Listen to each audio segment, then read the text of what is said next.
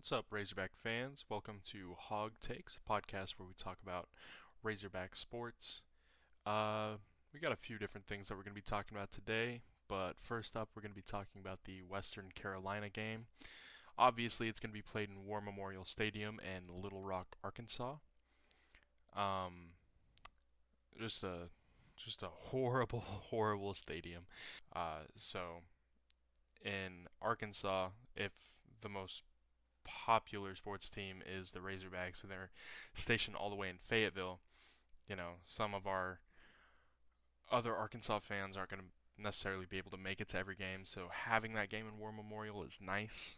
I will say, however, on the other hand, that turf is horrible. Back in high school, I played on it.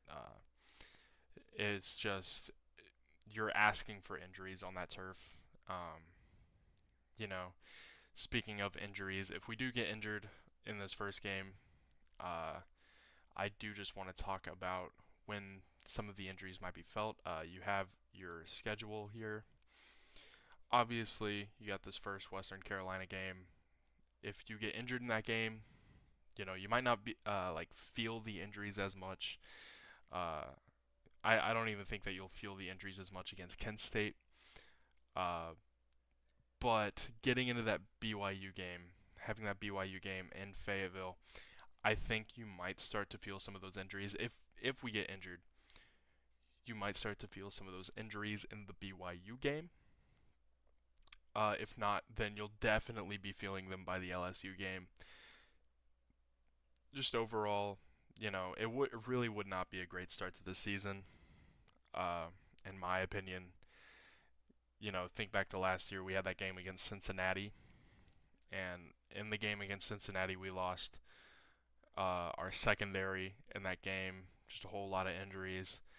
But you didn't really feel the injuries up until I'd say probably the Missouri State game, but you didn't really feel them until the Texas A&M game. You know, uh, we all know how that one ended. But again, it's just a really easy matchup against Western Carolina. Obviously, you're gonna have to be careful. Don't make any game a trap game. I don't think I count this as a trap game. I think we're really going to see KJ Jefferson and Rocket Sanders shine in this game. If it comes down to it, we might try to put Jacoby Criswell in it. Let some of the other running backs get some time playing. Switching gears here, I do want to talk about Dan Enos and his new offense. Obviously, it's a completely new scheme. Kendall Briles, he left. He went to go uh, be the offensive coordinator for TCU. But with KJ Jefferson under Dan Enos, I think it's going to be a completely different offense. We saw KJ run a lot last year. He's going to be taking more snaps under center. Jacoby Criswell, Cade Fortin, all really good quarterbacks. We just moved down here to the running back room. Running back number one, obviously, Rocket Sanders, Raheem Sanders. He, in my opinion, take this with a grain of salt, but if Rocket Sanders does what he's supposed to this year, I think we're going to have more Darren McFadden talk. I think I think he's a real Heisman candidate. Moving on to wide receivers, you have Andrew Armstrong. Going down here a little bit, you got Isaiah Sigtegna, Bryce Stevens, Isaac Tesla. Just really good wide receiver room, in my opinion. I don't really know who's going to shine out of them just yet. We're going to have to wait until, in my opinion, probably until the LSU game to see who really stands out as a wide receiver. A little bit of news: Sam Mbake is out for the season. I believe he's injured, which really sucks. I was really excited to see him play. Hope that he gets better soon. Moving on to tight ends. Tight end room is really good. I mean, You got Shamar Easter as the freshman coming in. Varquez Gum is a transfer. Luke Haas. Just really, really good tight end room over here. I think that we're going to see Shamar Easter play this year. I don't know if he's going to be as good as he wants to be, but I think we are going to see him play this year, and we're going to see some of his impact on the team already. Obviously, under Sam Pittman, the O linemen are going to be as good as ever. I don't think that we've ever had a bad O lineman under Sam Pittman, or just an O line in general.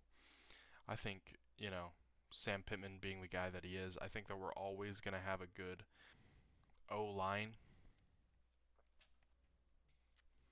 Moving on down here to defense, we got a new defensive coordinator in Travis Williams. I don't know. I mean, it's not really much to say about the defense with how poor they were last year. It's not even poor in the sense that they weren't putting pressure on the quarterback. It was poor in the secondary specifically. I mean, we had really good linebackers. Our defensive line was okay. This year, I think our defensive line is going to be so much better. Like specifically Jeffcoat and Jackson, I think are going to be two names that are going to be popping out a lot more. I think that we're going to have them really stand out amongst the defense. Linebacker room, it's so hard to tell, who's going to be standing out by the end of the season. Chris Paul, I think that he's going to be really good. But with Drew Sanders and Bumper Pool leaving last year, I think it left a massive hole in the linebacker position. So we'll just have to wait and see on who makes a name for themselves in the linebacker spot. We do have some really good defensive backs. I don't know. I think that we're just gonna have to wait and see who stands out on this defense, because as I'm reading out these names, I mean, yeah, we know of them. We've seen them last year. It's all about putting the pieces together now for defense, and I think Travis Williams has the ability to do that. I think that we are gonna see them do so much better than last year. Obviously, whenever you hit rock bottom, there's nowhere else to go but up. So, yeah. I know right now everybody has September 2nd circled on their calendars. I do just want to look ahead to a game on September 23rd at LSU. But I do just want to point out something. If we look at the Sam Pittman era of LSU games, you have the last three matchups against Arkansas and LSU. Each game was decided by 3 points. Let me say that again. Each game was decided by 3 points. I think that's just a wild statistic. And like, you guys can look it up. It was every single game. It was 3 points. 9 points total. So I'm not saying that that's science or anything that we should follow, but hell, I mean, even last year, that game was decided by 3 points, and LSU had just upset Bama. So take it with a grain of salt. I think a lot of people are overlooking this game. I think, in my opinion, I think we just have just as much chance to beat LSU as LSU does to beat us. So, switching gears here a little bit, I do want to talk about the Arkansas women's soccer team. Obviously, last year we lost to Florida State in the playoffs. Disappointing end, but it was a really close game, really good game, fun game to watch. But I think women's soccer has kind of switched gears this year, and they're really going for a deep run in the playoffs this year. I'm recording this podcast before the Notre Dame game. Obviously, Notre Dame being the number 12 team, this is going to be a really fun matchup to watch. I'm going gonna try to watch it later today. Keep y'all up to date on what's happening with the women's soccer team. You know, it just really makes you think. You know, Arkansas sports has been known for their basketball team, their baseball team. Uh, but as of recent, we've had the softball team really make a name for themselves. We had the women's soccer team really shining. Uh, Heck, even football is almost back, almost making a name for themselves. I think we're in an era right now where Arkansas is really has become a real competitor in all of these sports. I don't think Arkansas is a name to be taken lightly whenever it comes to NCAA sports. All right, so this is my Saturday watch list. It's just a little segment that I've decided to do at the end of every podcast. Um, we're just going to be talking about what games I'm going to be watching on that Saturday. Obviously, me being a Razorback fan, I have to watch the all of the Razorback games, but it's just what games I'm going to be watching before and after. So starting it off, if the Razorback game starts at 4 o'clock, I obviously want to choose a noon game. Really feeling the Colorado at TCU game.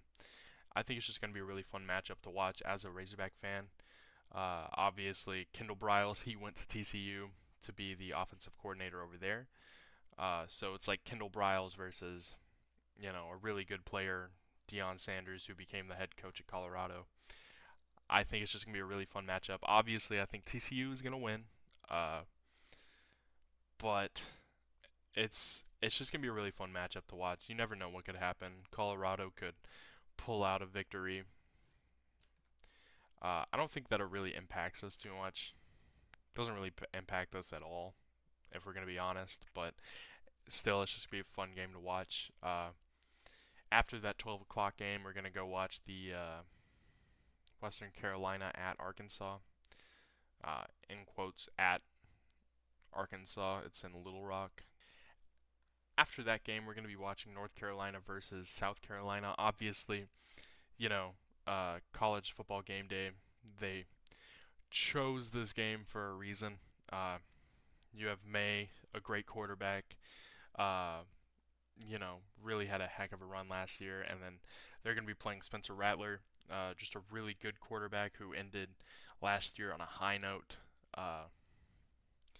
I think this is going to be a really, really good matchup, and I wouldn't be surprised to watch South Carolina beat UNC. Would not be surprised at all if that's the outcome.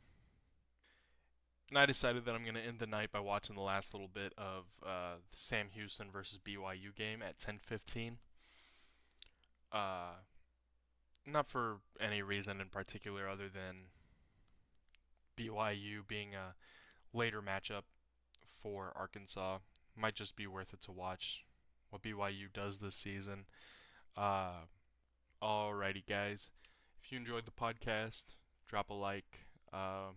I'll try to do this at least once or twice a week. Keep you all updated on everything Arkansas sports.